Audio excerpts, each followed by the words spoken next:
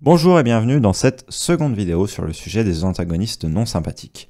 Seconde vidéo parce qu'il y a déjà une première partie qui est d'ores et déjà disponible sur la chaîne et que je vous invite à aller voir avant pour que simplement les catégories auxquelles on va référer dans cette vidéo ne vous paraissent pas totalement obscures. Première vidéo, ce qu'on avait fait, c'est qu'on avait vu tout simplement différentes sous-catégories des antagonistes non sympathiques et que au-delà de ça, on avait vu un petit peu comment les mettre en place et comment simplement les représenter. Maintenant, on va aller un petit peu plus en détail dans ces concepts-là, on va aller plus loin, on va aller sur trois axes différents. Charisme, entourage et les dangers du fait de mêler différents types d'antagonistes. Trois catégories qui vont être très importantes pour le développement de vos antagonistes pendant vos jeux de rôle, par exemple, ou pendant tout média quel qu'il soit, un écrit, etc. Et du coup, pour cela, encore une fois, je me fais assister par Solig, qui va lui aussi procurer des conseils. Je vais encore une fois rester plus sur la partie jeu de rôle de la chose, mais pas beaucoup m'attarder à la partie littéraire, là où Solig, lui, va beaucoup plus s'occuper de cette partie-là. Sans plus d'introduction, je vous souhaite un excellent visionnage.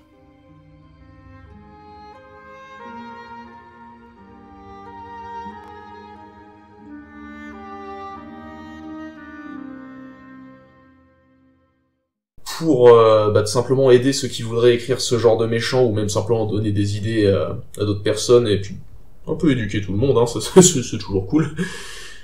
Je vais noter les moyens de bien présenter et d'utiliser les méchants non sympathiques que moi j'ai pu noter en lisant bon paquet d'histoires, et justement comment vous pourriez les appliquer dans une histoire. Je préfère quand même prévenir maintenant que, bien que je sois raisonnablement éduqué sur le sujet, je suis pas doté de la science infuse, je suis un homme, comme n'importe qui d'autre. Donc forcément, tout ce que je vais dire, ça a une partie de subjectivité. Vous pouvez ne pas être d'accord avec moi, tout comme je peux ne pas être d'accord avec vous. Là, ce que je cherche surtout à faire, c'est exposer mon point de vue, et j'espère aussi vous apprendre quelque chose d'intéressant par la même occasion. J'avais dit que le fait de ne pas avoir de backstory forcément marquante, ça a amené une complication. Et c'est la principale raison pour laquelle on a du mal à écrire les méchants non sympathiques. Mais là, je parle principalement pour le méchant non sympathique type 3, donc le connard. C'est que si jamais on n'a pas de bonne raison pour laquelle il est non sympathique, il doit quand même avoir un truc, c'est du charisme. Parce qu'un méchant qui a aucune raison tragique ou aucune raison qui le force à être méchant, typiquement il va quand même bien kiffer ce qu'il fait. Parce que je veux dire, si personne le force et s'il le fait pas pour genre venger un être mort ou genre de choses, typiquement s'il va commencer à mettre des turbo-tartes à tout ce qui bouge et qui ressemble à un gentil, c'est qu'il avait envie de le faire, donc s'il fait quelque chose qu'il a envie, il est en train de s'éclater. Et ça va se transitionner sur une forme de charisme du personnage. Quand tu regardes le Joker en train de faire un braquage, en train de faire tout ce qu'il peut faire de saloperie, tu le fais pas parce que tu te dis waouh, c'est quand même grave ce qu'il fait avec ce qu'on l'a forcé à faire de par sa backstory. Le Joker, non, tu le regardes et tu fais le Joker est en train de s'éclater, il est en train de faire une bombe en forme de planche de surf qui va transformer tout le monde à Gotham City en mec qui se tape des barres. Il a juste trop l'air de se taper des barres. Franchement, il est cool le Joker. Ce facteur de charisme, il est très important, tout comme c'est aussi la raison principale pour laquelle ce genre de méchant marche pas souvent. Parce que le charisme, on peut pas apprendre à l'écrire, c'est du qui tout double. C'est-à-dire que soit quelqu'un qui regarde un personnage, il va le trouver charismatique, soit il va le trouver horriblement pompeux. Il y a quelques trucs qui fonctionnent, mais on n'a jamais eu une recette exactement qui marche pour quelqu'un de charismatique à écrire. Le charisme est d'autant plus important que, principalement, quand tu as un méchant non sympathique, il y a un élément qui est super important et qui est beaucoup moins important dans les méchants tragiques, c'est ce qu'on appelle la rupture du troisième acte. En gros, c'est quand le personnage, donc l'antagoniste, subit une défaite qui l'affecte tellement en fait que justement il va complètement péter un câble. Toute la façade de confiance, de charisme qu'il avait, elle va complètement s'effondrer et ça donne des réactions qui sont très agressives et pathétiques. Si on veut un exemple qui vient d'un de ceux que j'ai cité plus haut, le Seigneur du Feu Ozai, quand tu commences à se faire défoncer par Aang en forme avatar, c'est sa rupture du troisième acte, et en beaucoup plus spectaculaire dans le même show, Azula, quand elle principalement tout le dernier volume, en fait, Azula, c'est une très lente rupture du troisième acte qui finit par culminer à la fin de son affrontement avec Zuko, quand elle se fait battre par Zuko et Katara, et que c'est plus qu'une espèce de masse sanglotante qui hurle et qui n'est clairement plus aussi charismatique et confiante en elle-même que ce qui s'était passé pendant tout le reste de la série. Ça, c'est le premier truc, c'est qu'il faut lui donner du charisme si on veut faire un méchant type 3. Je l'ai mis en grande partie, principalement parce que c'était les types 3 dont je voulais parler, mais les deux autres types étaient aussi à aborder parce que c'est techniquement aussi des méchants non sympathiques. Notre premier point d'arrêt va être comment exprimer et comment montrer le charisme d'un personnage, d'un antagoniste, dans un jeu de rôle. Parce que le charisme, comme on a pu le voir justement, ce n'est pas spécialement une notion qui se mesure. Ce n'est pas une espèce de... Vous avez tel et tel élément qui sont réunis à l'intérieur et instantanément, votre antagoniste va se trouver à être charismatique. Non, on en est très loin. Le charisme, c'est quelque chose qui va se construire sur le long terme. Ce n'est pas en faisant rencontrer une fois un personnage que, simplement, vous aurez ce charisme qui va se dégager. Attention, on parle de charisme ici dans le sens de prestance, pas de charisme positif forcément. Vous pouvez avoir un antagoniste qui ait un charisme qui soit certes notable, mais qui ne soit pas pour le coup un charisme sympathique du tout. Voilà, que ce point-là soit bien clair. On va avoir plusieurs manières de le développer. Certaines vont être assez simples, d'autres vont demander beaucoup de temps, beaucoup de répétitions pour poser simplement cela. En premier lieu, on va pouvoir passer par les yeux des PNJ. Les descriptions que les PNJ vont donner des personnages, que ce soit de par ses sbires ou que ce soit de par des opposants à cet antagoniste, donc des alliés des personnages joueurs, vont être très importantes. Et la manière dont, simplement, ces personnages non joueurs vont percevoir l'antagoniste va dépendre, d'une part, de leur relation à l'antagoniste, d'autre part, de leur vécu personnel, et de troisième part, de ce qu'ils sont. Un barbare, par exemple, ne va pas comprendre un personnage politique de la même manière qu'un mage va le comprendre. Et aussi, suivant la personne qui va vous décrire cet antagoniste-là, ne va pas se concentrer sur les mêmes points. Et donc, au moment de la description qui sera faite, ce ne sera pas les mêmes points qui seront abordés. D'où l'intérêt de multiplier des sources. Par multiplier des sources, ce que j'entends, c'est mettre vos joueurs en contact successif avec plusieurs PNJ, certains qui soient des alliés de cet antagoniste, d'autres qui soient des ennemis de cet antagoniste, d'autres encore qui soient neutres vis-à-vis de lui, suivant bien évidemment ce que vous pouvez vous permettre de mettre dans votre scénario. Et ensuite, ce que vous faites avec ça, c'est que simplement, vous modifiez à chaque fois le type de personne qui va s'exprimer. Vous ne faites jamais, par exemple, deux barbares qui vont s'exprimer sur un même personnage. Vous faites un barbare et puis ensuite vous faites un rôdeur. Voilà. Vous allez avoir deux analyses différentes du personnage. Et ça va permettre de compléter plein de petits points sur l'apparence, la manière d'être, les émotions qu'il va transparaître, etc. Là, j'en parle dans le cadre des antagonistes non sympathiques et plus particulièrement dans le cas des agents du chaos. Donc on a vu en première partie, si vous ne l'avez pas vu, pareil, je vous invite vraiment à aller la voir pour la catégorisation qu'on a mis en place. Mais ça s'applique aussi aux antagonistes sympathiques, donc les antagonistes qui vont avoir une backstory tragique. Ce que je viens de dire là, que en multipliant les points de vue, vous allez pas donner le même angle d'attaque sur le personnage et donc au fur et à mesure, vous allez permettre de cerner la personnalité de l'antagoniste. La deuxième chose que vous allez pouvoir utiliser pour montrer du charisme, ça va être la trace de leurs actions.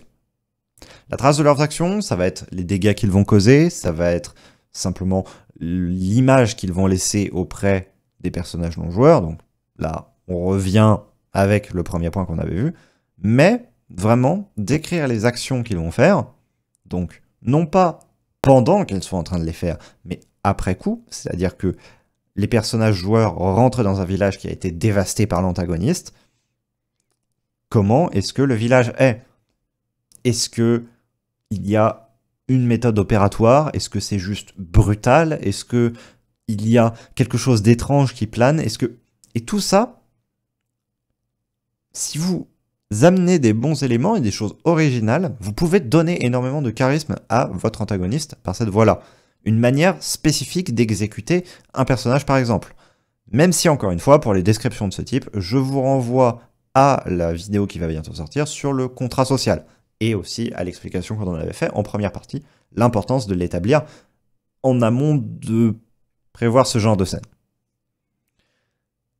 Une autre chose qu'on peut utiliser, c'est des documents.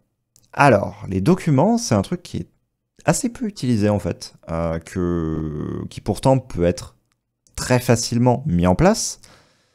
C'est simplement prévoir des documents. Si vous êtes en situation de présentiel, c'est très simple à mettre en place. Si vous êtes en situation de distanciel, il faudra juste prévoir une petite caméra ou alors des scans, ce genre de choses. Vous préparez des feuilles ou des objets, etc. qui soit vont être très énigmatiques, soit vont être tout simplement, par exemple, une lettre que cet antagoniste aura adressée à quelqu'un d'autre. Suivant la manière dont vous écrirez cette lettre, donc que vous jouerez le personnage en conséquence, vous pouvez faire passer énormément de choses. Vous pouvez passer, par exemple, le fait que le personnage va être très imbu de lui-même, ou alors qu'il va être très froid, ou alors qu'il va être... Vous allez pouvoir lui donner des traits de caractère que vous ne pourriez pas spécialement donner via la présence de personnages non joueurs, en fait. Les descriptions sont bien évidemment à soigner. Là, je l'ai mis en point un peu supplémentaire, mais au final, ça s'applique à tous les points qu'on a vus précédemment. Et mon conseil global, en fait, sera de ne pas donner dans le too much. Donc, ce que je veux dire par là, c'est simplement ne surchargez pas instantanément de plein de détails. Justement, faites plusieurs itérations, faites par plusieurs moyens, que ce soit des documents, que ce soit des PNJ, que ce soit le résumé des actions, des exactions, par exemple, d'un antagoniste que les personnages joueurs vont être amenés à voir, en multipliant déjà les sources et d'autre part les itérations de cela, vous allez pouvoir en fait créer par petites touches le tableau d'un personnage, plutôt que juste balancer un gros pot de peinture sur le tableau du personnage et recouvrir d'une couche épaisse et qui juste va sursaturer les joueurs. À mon sens, et c'est une chose sur laquelle vous pouvez être en contradiction, mais à mon sens, le charisme va plus se construire par un ensemble de petites touches que par un énorme pot de peinture qu'on va déverser sur une toile vierge. Par cette image, je veux dire que c'est vraiment par itération successive et en pointant point par point ce qu'est cet antagoniste que l'on va pouvoir effectivement lui donner une forme de prestance. Parce qu'il n'aura pas le même comportement dans toutes les situations. Ou justement, il l'aura, et dans ce cas-là, ce sera un choix scénaristique. Mais ce que je veux dire par là, c'est que si vous montrez juste énormément de ce personnage dans une seule situation, ok, il peut avoir un certain prestige ou une certaine vilainie qui en émane à ce moment donné, précis. Mais sur le long terme, il n'en restera pas grand-chose. Tandis que si jamais vous êtes, au fur et à mesure, rappelé que ce personnage, il est ceci, il a tel caractère, qu'il a commis telle action, etc. Vous voyez l'influence, en fait, du personnage sur le monde. Et d'une part, ça va donner à vos joueurs vraiment une motivation pour aller simplement l'affronter. Mais d'autre part aussi, ça va tout simplement permettre de rappeler toujours que oui, il est présent, il est là, et il continue de faire ses actions. Et voilà, et il faut le stopper, et il a une présence, en fait. Il a une chair, il existe en soi. Deuxièmement, et ça pour le coup, ça s'aborde pour absolument tous les types de méchants, entourez-le. Parce que, laissez-moi vous poser une petite question. On fait comment pour rendre un héros qui est très simple sur le papier, plus complexe et intéressant, mais sans forcer un événement majeur qui amènerait un changement de personnage? La réponse est simple. On le fait interagir avec des gens, et on regarde comment les interactions changent d'une personne à l'autre, et comment ces interactions font changer le personnage. Du coup, en fait, c'est pas si différent pour les méchants. Principalement les méchants non tragiques, d'ailleurs. Puisque des méchants non tragiques ont quelques options qui sont plus dures à utiliser pour un méchant tragique. À savoir deux. L'élément déclencheur pour un méchant tragique. Mettons par exemple, je veux arrêter le méchant force de nature, mais pour ce faire, je dois faire plein d'actions, pas trop Charlie par nature. Ce qui peut donner la motivation pure d'un méchant tragique. Dans ce genre de cas, c'est dans Pandaria Origins saison 2. le sorcier que l'on affronte à la fin, c'est très exactement ça, bien qu'il y ait eu aussi une partie de corruption, donc que je viendrai plus tard. Sa principale motivation, c'est qu'il veut empêcher le monde d'être détruit, donc il fait des trucs, mais des trucs qui sont pas extrêmement éthiques, et c'est pour ça qu'on doit l'arrêter. Et l'autre option d'interaction avec les personnages, avec un méchant non sympathique, c'est ce que j'appelle le parangon inversé. Donc, pour expliquer rapidement le concept, histoire qu'on soit tous sur la même page, un parangon, donc par exemple Superman, c'est un personnage qui représente un modèle à suivre d'une vertu qui typiquement est bénéfique, bien que c'est pas forcément le cas. De par leur nature, ils ont tendance à être plutôt plats et statiques, les personnages, tout simplement parce que vu qu'ils sont censés être un modèle d'un certain truc, bah la plupart du temps, leur nature de modèle de ce certain truc ne peut pas changer, mis à part pour des cas vraiment extrêmement impactants, genre des actions genre un proche qui meurt, ce genre de choses, et même là c'est pas sûr. Mais donc, si on a un personnage qui va être plutôt plat et risque de ne pas changer, c'est normalement mauvais signe, on est bien d'accord. C'est justement pour ça qu'on essaie de pas faire de méchants plats. Bah pourtant, ces personnages, ils peuvent être très intéressants en interaction, mais c'est surtout parce que les interactions sont pas intéressantes sur comment le monde les change, mais comment eux, ils changent le monde en étant de nature purement inflexible, et bah tout simplement en étant un modèle, un guide pour les autres. Superman, c'est vraiment pas ce que j'appellerais un personnage pourri, loin de là. Et pourtant, Superman, c'est vraiment l'exemple même du Boy Scout que beaucoup de gens aiment pas dans les super-héros, notamment c'est pour ça qu'on a beaucoup de fans de Batman qui supportent pas Superman. Mais pour moi, Superman reste un personnage très intéressant, notamment parce que je regarde pas un comic Superman pour voir comment le monde influe sur Superman, mais quand Superman influe sur le monde en étant une icône du bien, du bien idéaliste. Donc, il va inspirer d'autres gens à le suivre, les faire changer leur façon d'être et d'agir, il va devenir un héros inoubliable, et le monde va se retrouver irrémédiablement changé par sa présence. C'est ça le parangon. Imaginez si l'être en question, c'était un parangon de violence, voire de traîtrise, ou de n'importe quelle autre chose mauvaise. Bah, c'est logique que les personnes de son entourage qui coupent pas tout lien avec lui assez vite, elle se retrouve irrémédiablement changée par son influence. Tout simplement parce que ça va être exactement le même effet que le parangon bénéfique, mais inversé. L'un de mes exemples préférés de parangon du mal ou de parangon inversé, c'est le Seigneur du Feu Ozai de la série Avatar. Parce que le fait simple est que Ozai n'est pas un perso complexe ou tragique. C'est juste une ordure élitiste perfectionniste qui considère qu'il devrait dominer le monde parce que bah, c'est le plus fort et il maîtrise le mieux le feu que tout le monde. C'est pas très intéressant, soyons tout à fait honnêtes. Pourtant, eh bien laissez-moi vous affirmer que sans Ozai, Avatar, ce serait de la gnognotte. Vraiment, ce serait complètement nul. Tout simplement parce que sans Ozai, on n'aurait pas eu les personnages ni de Zuko, ni d'Azula. Donc, pour les expliquer au cas où il y a des personnes qui ne connaissent pas l'histoire, Azula donc est la fille d'Ozai, et c'est sa favorite puisqu'elle maîtrise des deux enfants le mieux le feu. Donc elle subit une relation très abusive mais sans jamais s'en rendre compte, puisqu'en fait, son père étant un perfectionniste vraiment extrême, elle doit toujours être parfaite, elle doit jamais montrer de signes de faiblesse, elle apprend immédiatement comment abuser de ses relations, de ce genre de choses. Ça la laisse complètement incapable de la moindre capacité à se faire des amis, puisqu'elle ne peut pas faire confiance à quelqu'un. Ce n'est un de ses très nombreux problèmes mentaux, mais le problème, c'est que, bah, justement, parce qu'elle ne peut pas montrer la moindre faiblesse, elle porte en permanence un masque de certitude et de confiance arrogante, pour ne pas laisser, en fait, cette imperfection transparaître. Et pendant toute l'histoire d'Avatar, je crois qu'elle apparaît dans le livre 2, que je ne dise pas de bêtises, donc du livre 2 jusqu'au livre 4, tout ce qu'on voit, c'est le masque lentement s'éroder avec le temps, jusqu'à ce qu'il se brise complètement dans le dernier livre, et ben à la fin, en fait, Azula n'est plus qu'une coquille brisée et sanglotante, là où se trouvaient auparavant un des adversaires les plus puissants et dangereux du groupe. En comparaison, on a Zuko, qui donc, des deux enfants, était le moins aimé par le père parce qu'il ne maîtrisait pas aussi bien le feu. Et puis en règle générale parce que sa mère avait eu une influence plus grande sur lui. Ce qui fait qu'il avait tendance à être plus gentil, entre guillemets, dans le sens commun du terme. Justement, ces problèmes donc avec son père ont culminé lorsque le jeune prince a supplié Ozai de ne pas envoyer des jeunes soldats à ce qui aurait été une mort certaine, mais devant la cour. Ça lui a coûté cher. En l'occurrence, ça lui a coûté son honneur et son visage, parce que Ozai, bah, quand il a entendu ça, il a incinéré la moitié gauche du visage de Zuko, et il l'a banni en exil, et lui a dit qu'il ne pourrait que revenir quand il aurait trouvé l'Avatar. Avatar qui, à l'époque, était porté disparu depuis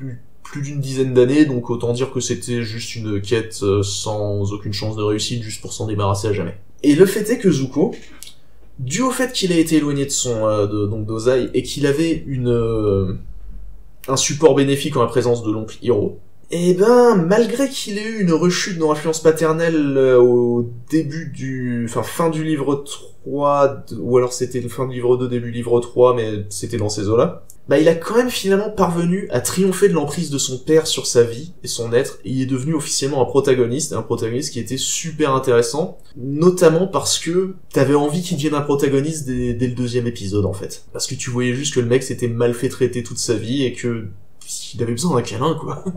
On peut noter quand même que quasiment toute la complexité des personnages de Zuko et d'Azula que je vous ai décrits, bah ça découle de la simplicité du personnage d'Ozai. C'est parce que Ozai est une sale race sans complexité qu'il a pu influer autant de façon négative les deux personnages, et c'est normal, parce que c'est voulu. Un personnage tragique, ça aurait été beaucoup plus dur à justifier dans ce rôle, parce qu'il aurait fallu trouver une justification beaucoup plus logique que c'est juste une sale race, aux tortures émotionnelles et physiques qu'il inflige à ses enfants. Et en plus, la complexité du personnage, ça aurait peut-être potentiellement même distrait les spectateurs, ce qui aurait été très mauvais pour l'histoire. Donc ça, c'est le parangon du mal. Mais entourer le personnage, donc le méchant non sympathique d'autres personnages, ça peut être aussi intéressant pour justement le complexifier en le mettant face à des opposés.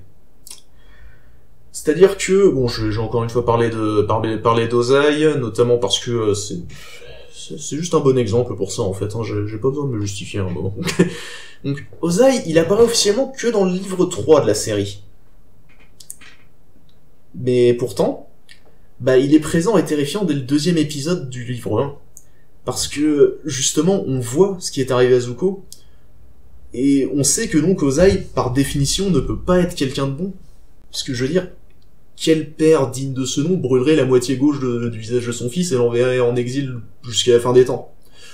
Je veux dire, voilà quoi, on fait rarement pire en paternel. Et le fait est que la présence de Ozai, elle se fait que plus tangible justement quand Azula commence à apparaître, et Azula c'est presque une démonstration de ce que l'influence de Ozai finit par faire à quelqu'un qui le fréquente trop longtemps. Sans Azula et Zuko, bah Ozai, il aurait été nul. Mais en même temps, sans Ozai, Azula et Zuko, ils auraient été nuls aussi. Pour arrêter de parler d'Avatar, mais quand même passer sur un exemple un peu similaire, et celui-là vous allez pas le voir venir, et ben c'est dans la série Transformers, dans les dessins animés, pas dans le film. Dans la série Transformers, notamment les dessins animés en 3D, le méchant principal, Megatron, on pourrait presque le considérer comme un méchant type force de la nature, tellement son but est simple en fait. Il cherche juste à tuer ou se faire tuer par Optimus Prime. Il avait des buts avant, mais ils ont été complètement oubliés par des milliers d'années de conflits, et donc maintenant c'est la simplicité absolue. Mais par contre, pour contrebalancer la simplicité du personnage, ils ont mis un personnage qui est beaucoup plus perfide en tant que second, en l'occurrence Starscream. C'est quelqu'un de très fourbe, de très malicieux, et un véritable couard, genre il n'hésiterait pas une seconde à trahir son maître et ses idéaux pour survivre. Là où pour le coup, justement, Megatron est quelqu'un de purement inflexible. Peu importe ce que tu vas lui mettre devant lui, si ça lui bloque le chemin vers Optimus Prime, il va aller tout droit, il s'en fout. Et en fait, mettre un personnage qui tient aussi peu à ses idéaux, et qui est aussi, justement, non direct, et le mettre à côté de quelqu'un de Megatron, presque brutal dans sa simplicité, justement, ça fait que exacerber à quel point ces traits, on devrait s'en méfier. Parce que Starscream, tu peux le faire fuir, c'est même plutôt simple. Megatron, tu lui envoies une armée, il va tracer tout droit dans l'armée, et il va t'atteindre au bout. Et ça le rend autrement plus menaçant, plus imposant. Et donc ça, en fait, c'est un concept qu'on appelle le dragon. C'est un second en commande qui va complémenter les traits de l'antagoniste principal pour les exacerber. Ça existe aussi pour le protagoniste, alors je ne me rappelle plus du terme français, mais en anglais c'est le lancer, donc le lancier. Et c'est un truc super important. Si on veut avoir des personnages qui sont vraiment profonds, on essaye toujours d'avoir au moins un personnage qui complémente ses traits pour les exacerber, justement pour faciliter la personnification du personnage. Second point, l'entourage. Alors, entourez votre méchant, donc ça, effectivement, c'est ce que Solig vient de dire, et moi, j'ai envie de compléter avec un certain nombre de choses que vous pouvez utiliser, dans vos JDR très fortement, mais bien évidemment dans également toute autre sorte de médias, étant donné que le JDR n'est qu'une manière alternative de raconter une histoire, somme toute. Faites rencontrer aux personnages joueurs des acolytes du méchant. Vous n'avez pas besoin qu'il y ait spécialement de liens spécifiques avec les joueurs. Vous pouvez faire en sorte simplement que bien ce soit juste un ennemi qu'il massacre très simplement, mais que les joueurs se retrouvent en fait confrontés au fait que par exemple il y ait une marque qui lui a été apposée qui l'obligeait à faire ça. Et donc du coup, ça peut permettre de faire en même temps une nouvelle démonstration de force de l'antagoniste, et donc du coup on en revient avec notre premier point, démontrer en certaines parties sa prestance, son charisme. Voilà. Mais surtout, en fait, via les interactions que les joueurs vont avoir avec ces personnages non joueurs, vous allez pouvoir construire l'image également du méchant en tant que tel. Et au-delà de ça, vous allez pouvoir, en plus, construire d'autres personnages et montrer que il n'est pas tout seul dans son action, qu'il y a des personnes qui le suivent, que ce soit des cultistes, ou que ce soit simplement des guerriers, ou que ce soit d'autres politiciens, suivant la situation bien évidemment, mais pour montrer que, eh bien, quand les joueurs vont avoir à affronter, ils n'affrontent pas une personne en fait. Quand bien même, imaginons dans l'affrontement final, ils n'affrontent qu'une seule personne, oui, mais entre deux, des épreuves supplémentaires se seront dressées. Cela va permettre également de laisser tout un tas de ficelles scénaristiques. En effet, ce n'est pas parce que votre grand méchant n'a pas de backstory dramatique que les acolytes du grand méchant n'en ont pas. Vous pouvez très bien avoir un des acolytes de ce méchant qui se trouve à avoir une histoire qui soit horrible derrière et que c'est soit ça qui les fait venir au service de votre antagoniste. Et vous pouvez vous servir de ça en tant que ressort dramatique pour, par exemple, une trahison ou tout autre acte du genre. Et ainsi, possiblement, amener vos joueurs à connaître les plans de l'ennemi, leur permettre de combattre un ennemi qui normalement est hors de leur portée en termes d'échelle de puissance, et ainsi de suite. Et tout simplement, en faisant ça, vous développez encore une fois votre antagoniste. Parce que, oui, vous montrez l'influence qu'il a sur ses suivants. Est-ce que ça va être une influence sectaire? Est-ce que ça va être une influence qui va juste être argumentaire, politique? Est-ce que ça va être une influence qui va être à base de force, de torture, de violence? Tout un tas de questions qu'il va falloir vous poser en amont. Très rarement, vous aurez un antagoniste qui sera seul et totalement seul. Dans ce cas-là, on sera plus, bien évidemment, dans le cas d'une force de la nature, par exemple. Et même dans ces cas-là, soit sinon elle est sur une échelle de puissance totalement supérieure, mais généralement, même dans ces cas-là, on se trouvera face à des personnes qui vénéreront cette chose. De par simplement le fait que lorsque l'on trouve quelque chose de très puissant, il y a une infime partie de la population qui va de base vouloir aduler la chose. Tout simplement parce qu'elle acceptera ça comme sa nouvelle réalité. Et donc du coup, ça vous fera des acolytes à mettre en travers du chemin des personnages joueurs. L'autre point, c'est que vous allez leur faire rencontrer, mettons, des acolytes, etc. Les acolytes doivent faire des actions. Ou des exactions. Toutes sortes de choses. Parce que ils sont vivants, ils sont des personnages aussi. Et autant votre antagoniste, pendant que vos joueurs vont être en train, par exemple, de lutter contre quelques-uns de ces séides, va être en train de faire des actions lui aussi, et il ne faut pas les oublier.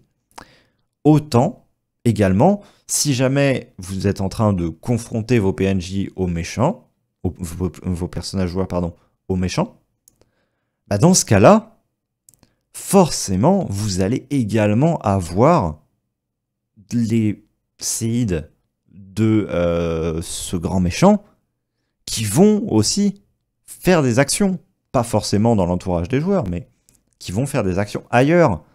Et si jamais le grand antagoniste méchant est éliminé, il faut que vous réfléchissiez, est-ce que quelqu'un serait à même de reprendre la direction de cette espèce de réseau qui se serait formé? Si oui, comment? Est-ce que ça va devenir une nouvelle menace pour les joueurs? Et ça fait un ressort scénaristique de plus que vous pouvez exploiter pour soit étendre une histoire déjà existante, soit simplement donner du réalisme en fait à votre antagoniste. Parce que oui, il est le centre de votre histoire, mais il est le centre de cette histoire, pas de toutes les histoires. Et il y a aussi les histoires de chacun des personnages qui l'auront suivi. Comment est-ce qu'ils vont réagir à sa mort? Comment est-ce qu'ils vont réagir à ses blessures? Est-ce que par exemple, comme il va être blessé, son culte de « je suis invulnérable » va s'effondrer, et donc du coup, certains des personnages qui le suivaient à l'origine vont se rebeller contre lui. Il y a énormément de moyens de jouer avec toutes ces ficelles scénaristiques, et le fait de rajouter des personnages qui soient des acolytes vous donne juste encore plus d'outils pour développer une histoire autour d'un antagoniste qui soit au final simple dans son écriture, mais qui en fait se retrouve à être très complexe de par tout ce qui gravite autour de lui. Et justement, ça vous permet de dire que votre antagoniste est très simple, mais justement, comme ça fait que les gens ne vont pas se perdre en lui. Ils vont plus se perdre dans la marée de liens qu'il va entretenir que dans le personnage en lui-même. Et ils auront tout de même beaucoup à se mettre sous la dent en termes d'histoire, parce qu'il y aura tout ce que vous aurez créé autour. Là, troisièmement, pour avoir un personnage non sympathique efficace, enfin, un antagoniste non sympathique efficace, c'est de ne surtout pas chercher en fait à en faire quelqu'un de tragique, c'est-à-dire ne surtout pas chercher à faire un entre-deux. On peut techniquement avoir une backstory tragique pour un méchant purement méchant, ou pour un antagoniste non sympathique, mais elle doit pas devenir le personnage non sympathique en fait, pour faire simple. Si on essaie de donner des traits du méchant tragique à un méchant non sympathique, c'est comme si on essaie d'ajouter une boule de bowling sur un château de cartes. Il y a peut-être une chance sur 1 million que ça marche, mais dans l'ensemble, dans la plupart des cas, tout va se casser la figure et le rendu sera beaucoup moins beau que d'avoir fait soit un méchant purement non sympathique, soit d'avoir fait un méchant purement tragique. Par définition, un méchant tragique n'aime pas ce qu'il fait, puisque c'est par réticence ou par nécessité qu'il a fini sur cette voie. On peut donc pas lui faire aimer ce qu'il fait ou l'y rendre indifférent. Ce qui serait les traits, justement, d'un méchant non sympathique. Parce que sinon, c'est pas ses actes qui l'y auraient amené, mais sa nature.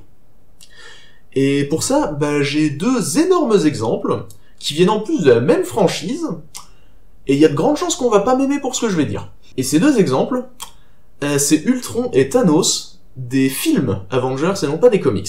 Je préfère signaler avant tout que j'aime bien ces films, personnellement.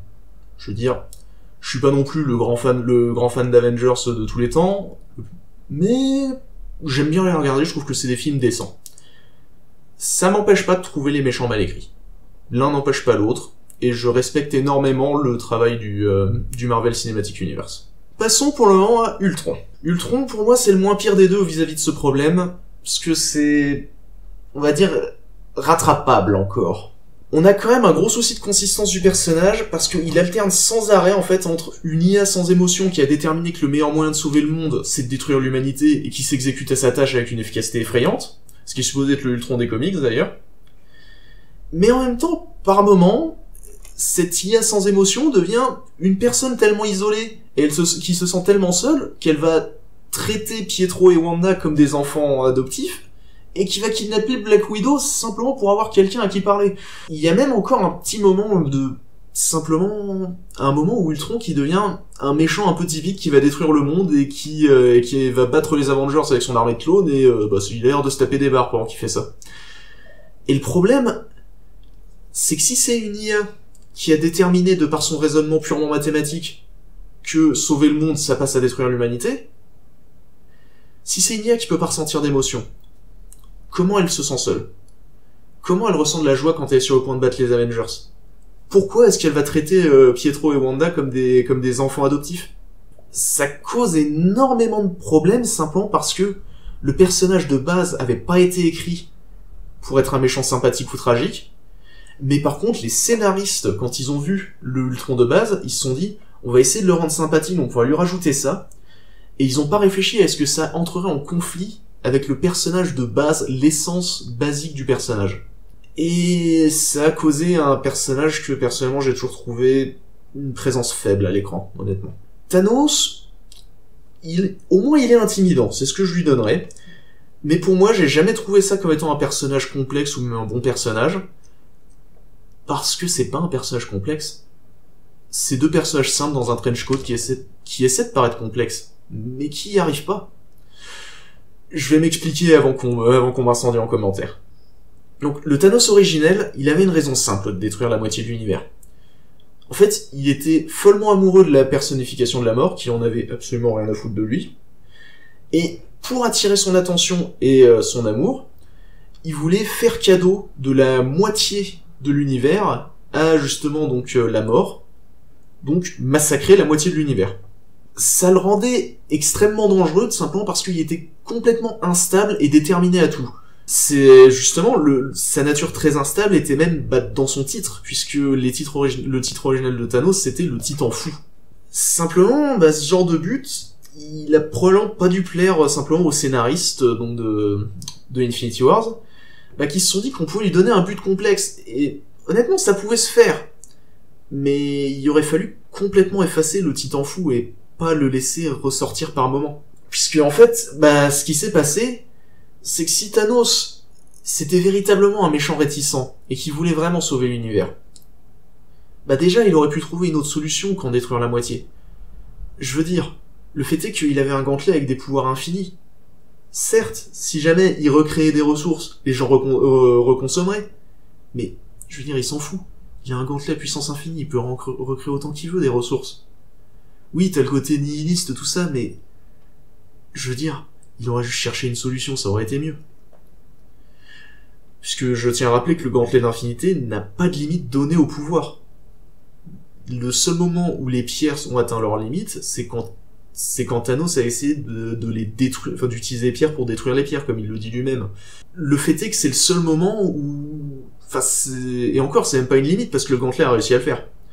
Mais voilà, quoi, il peut altérer la réalité comme il veut, il aurait pu trouver plein d'autres solutions. Bref, deuxième point. Si jamais il cherchait véritablement à sauver l'univers et qu'il faisait pas ça par plaisir, il aurait pas tué tous les nains à l'exception d'Eitri qu'il a mutilé. Soit il en aurait seulement tué la moitié pour respecter sa règle du 50-50, soit il les aurait temporairement enfermés dans des conditions à peu près acceptables. Parce que le fait est que les nains posaient problème si jamais ils pouvaient forger un truc aux Asgardiens, mais si les nains étaient pas à l'endroit là, les Asgardiens ils pouvaient se faire mettre pour avoir une belle arme. Rien que si la moitié des nains avaient été cannés, ça aurait posé le même problème que si simplement Eitri était en vie, puisque de toute façon, vu qu'il restait un nain, ils ont pu forger quelque chose. C'est pas logique par rapport au Thanos qu'on nous a présenté, en fait. Donc, accessoirement, en parlant du Thanos présenté, du Thanos qu'on a vu, dans la scène d'intro de Infinity Wars, il était quand même vachement en train de s'éclater pour quelqu'un qui fait pas ça par pur plaisir quand il a éclaté Hulk. Genre, le mec, il avait le petit sourire, il était en train de complètement se taper des barres, mon chat est en train de jouer avec le fil de mon casque, c'est incroyable. Le véritable méchant de la vidéo, c'est mon chat, clairement. Je trouve personnellement que Thanos, en fait, quand il monologue, il essaie de se faire passer pour un méchant un méchant sympathique, un méchant tragique, mais le fait est que dans ses actes, mais c'est une sale race. Je veux dire, il y a qu'à voir aussi le traitement qu'il a donné à ses filles adoptives. Je tiens à rappeler qu'elles étaient torturées au quotidien et transformées en outils sans émotion, basiquement. Et le truc, c'est que 3 de ces 4 problèmes, et le 4e, donc le fait de détruire la moitié de l'univers, ça découle d'un seul, en fait. C'est que le Thanos là, qui fait ces 3 trucs-là et qui détermine la 4e solution, c'est pas Thanos qui veut sauver le monde. C'est Thanos le titan fou. Et ça rend le personnage plat parce que c'est pas un personnage complexe avec 2 facettes. C'est 2 personnages en un. Et en vrai, ça aurait pu être corrigé de façon assez simple. Vraiment. Puisqu'il y a un personnage dans un jeu, Yakuza Like a Dragon, ou Yakuza 7, qui est sorti assez récemment. Il s'appelle Kume. Ce personnage, en fait, c'est quelqu'un qui veut faire sortir le Japon de ses... Enfin, qui veut nettoyer le Japon de toutes ces zones grises, donc tout ce qui est un peu aux limites avec la loi, donc notamment quartier de prostituées, ce genre de choses. Et le fait est que malgré que ce soit quelqu'un de très idéaliste qui voit la vie en noir ou en blanc, il va sans arrêt faire des actes qui sont complètement gris malgré qu'il se présente pour un pardon de justice, et ça a même culminé en un meurtre à la fin. Et pourtant, il a pas ce problème de Thanos où il a 2 personnages en un. Parce qu'en fait, dès sa première présentation dans le jeu, et de toute façon à chaque fois qu'il est présent, le jeu le traite comme un gros hypocrite. Et si Thanos, ses actions avaient été traitées comme celles d'un hypocrite et avaient été démontrées comme celles d'un hypocrite et pas comme celles d'un idéaliste, bah ça aurait corrigé la plupart des trucs que j'aurais dit là. Petite question, vous savez pourquoi Ultron et Thanos des films existent? Justement parce que tout le monde dit qu'un méchant doit forcément être tragique et complexe pour être bon. Mais bah justement, j'espère vous avoir prouvé, avec tout ce que j'ai montré en haut, que ce n'est que mensonge en fait.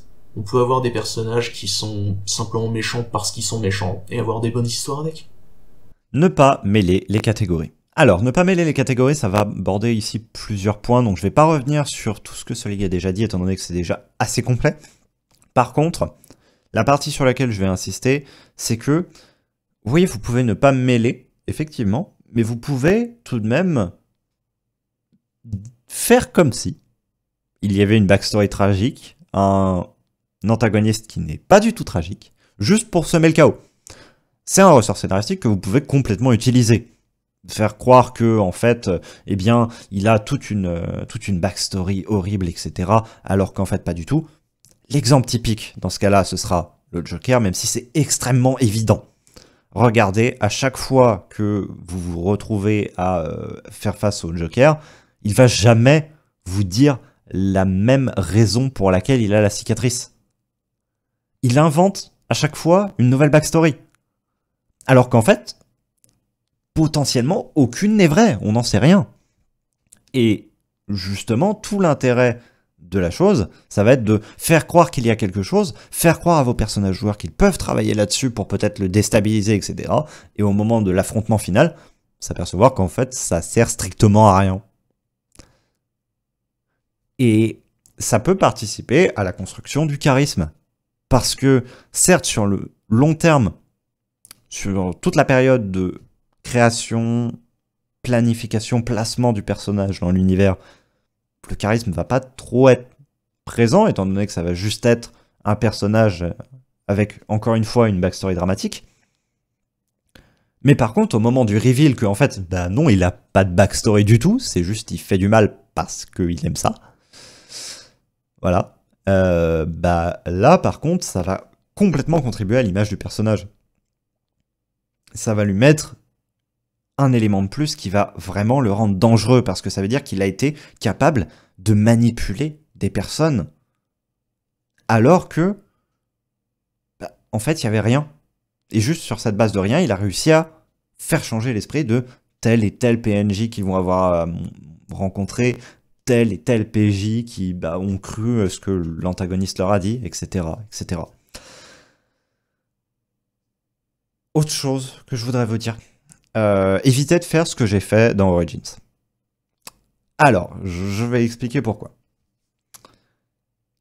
Dans Origins, il y a eu donc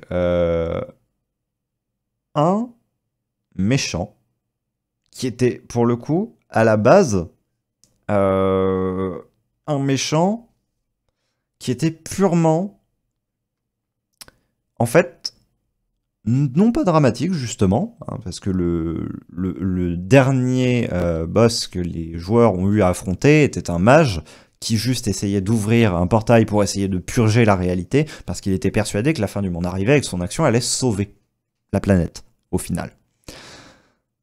Sauf que ça le dépassait complètement. Le truc, c'est que ce personnage a oscillé un grand nombre de fois entre personnage tragique et personnage juste mauvais, juste agent du chaos. Et le truc, c'est que c'était un agent du chaos au début, et qu'il est devenu personnage tragique. Je suis pas sûr qu'en termes d'écriture, j'ai fait le meilleur traitement que je voulais, parce que je m'étais lancé là-dedans consciemment, c'était volontaire, et en fait, ce que je voulais transcrire par là, c'était que, à l'origine, c'était juste un méchant, Voilà, il était juste méchant parce qu'il était méchant. Il a conduit des expérimentations sur des personnes parce que ça le faisait rire de les voir souffrir, en fait. Quand bien même il s'en cachait, il disait « oui, c'est pour le bien de la nation, etc. » Non, il le faisait uniquement pour son plaisir personnel. Et que ensuite, ce que j'ai voulu créer derrière, c'est en repentance envers ses actions, parce qu'il se sentait mal, etc., il s'était donné le but de sauver notre planète. Ce qui, en soi, marchait parce que il y a 13 ans qui se sont déroulés entre le début d'Origins et la fin d'Origins. Donc du coup, en soi, qu'il y ait justement ce changement de personnalité entre les deux, ça marche. Mais le truc, c'est que la manière dont je l'ai traité, la manière dont je l'ai montré, n'était clairement pas à la hauteur de ce que le personnage aurait dû avoir en termes de traitement. J'aurais dû beaucoup plus le montrer dans sa partie mauvaise et teaser qu'il y avait eu un changement dans sa manière de penser, qui était toujours déviante, parce que c'était ça le concept du personnage. Le personnage, c'est quoi qu'il fasse, il va faire le mal et la destruction autour de lui, qu'il le veuille au début, ou qu'il ne le veuille pas à la fin. Et justement, ce que je veux dire par là, c'est que je vous conseille vraiment, du moins pour vos premiers méchants, et avant que vous ayez acquis beaucoup d'expérience, parce que moi je l'ai fait beaucoup trop tôt, voilà, je suis complètement honnête là-dessus, d'éviter de mélanger les genres. Et surtout, si vous mélangez les genres, faites-le à des grandes périodes d'intervalle. Justifiez qu'il y ait un changement brutal dans la manière de penser de votre personnage, si vous le faites passer d'un extrême à l'autre. Mais n'essayez pas de faire des mix à court terme sur une petite période de temps. Par exemple, imaginons l'histoire de votre jeu de rôle se passe sur un mois. Votre méchant ne va pas passer de méchant tragique à méchant méchant. Ça ne marche pas. Et mon dernier énorme conseil que je pourrais faire, qui n'est pas spécialement lié avec ce qu'on a vu avant, mais qui... je me dois de le dire ici, c'est tout simplement prévoyez une liste d'actions qu'ils pourraient faire. Pas qu'ils vont spécialement faire dans votre jeu de rôle, mais qu'ils pourraient faire, qu'ils pourraient être amenés à faire. Ça vous fera déjà des éléments de caractérisation supplémentaires. Si jamais vous avez besoin d'expliquer un truc à un moment que... il faut que vous sentez qu'il faut que vous balanciez une petite info sur ce personnage parce que faut raviver de l'intérêt vis-à-vis de lui. Vous inventez le fait que bah voilà, il a fait une exaction à tel endroit. Vous l'aviez prévu, en fait, qu'il pouvait la faire, cette exaction en question. Et du coup, ça va rendre bien plus crédible le personnage si vous avez prévu un certain nombre d'actions à l'avance, quand bien même vous les fassiez pas toutes jouer, quand bien même vous ne fassiez pas rencontrer chacun des joueurs avec le truc en question. Voilà. C'est la fin de cette chronique. Bon, les deux parties cumulées, ça aura fait quelque chose d'assez long et d'assez dense, donc j'espère que vous aurez suffisamment assimilé d'informations, on va dire, sur ce qui aura été dit pour pouvoir simplement un petit peu espérer améliorer vos jeux de rôle, on va dire. Bien évidemment, tout cela ne sont que des opinions et ne sont que des manières de voir les choses. Le but est plus d'amener une réflexion que vraiment de vous dire c'est comme ça qu'il faut faire. Il n'y a rien de figé en jeu de rôle. C'est un art, et comme justement celui que vous l'a plusieurs fois rappelé au cours de cette chronique, eh bien, il y a des personnages qui ne sont pas forcément bien écrits suivant une certaine liste de standards qui va être mise en place par certaines personnes, qui pourtant vont plaire énormément et qui sont malgré tout agréables à voir évoluer. Donc ne vous dites pas que parce que votre personnage antagoniste ne rentre pas dans les clous de ce qu'on a dit avant, il est forcément mauvais. C'est faux. Il sera bon à partir du moment où les gens y croiront. Et c'est ça qu'il est important de faire dans une histoire. C'est qu'il faut que les personnes y croient. Qu'il y ait cette suspension consentie d'incrédulité qui fasse que, oui, on croit qu'effectivement il est mauvais, qu'il a fait ces actions-là, etc. Et qu'il ne soit pas à la risée de tout le monde. Ou qu'il le soit si c'est son but, somme toute. Il peut l'être complètement et ça peut être volontaire que vous le placiez comme tel. Ce qu'il faut, c'est qu'à la fin, quand dans un débrief, vous posiez la question à vos joueurs, est-ce que le personnage, vous l'avez ressenti comme, et là vous insérez la manière dont vous vouliez le faire passer, faut qu'ils vous répondent oui à cette question, tout simplement. C'était un peu long, c'était un petit peu dense, etc. J'espère que vous avez apprécié tout de même. Je vous dis à très bientôt pour une prochaine vidéo. Salut, salut.